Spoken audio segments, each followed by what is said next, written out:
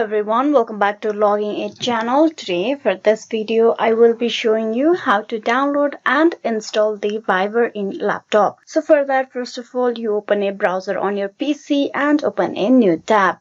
Once you open a new tab, on the search bar of the new tab you need to type in viber.com and press enter. This will direct you to the official webpage of the Viber. Once you're at the official webpage, you need to scroll down and click on download Viber over here. Now you choose the Viber for desktop over here and click on download for Windows.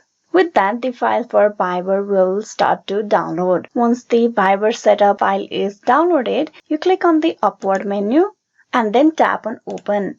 With that, the Viber application has been downloaded. Now here you need to click on install. The installation process will take a few moments. Once the installation process is completed, you will see the Viber shortcut icon on the desktop. So you can see the Viber has been downloaded. Now you can use Viber on your PC as well and get logged in into your account through the scanning the QR code from your Viber mobile app. So this is how you can download and install the Viber for your laptop or PC. Hope this video was useful. Please like and subscribe the Logging It channel, and also don't forget to click on bell icon for the notification and updates. Thank you for watching till the very end.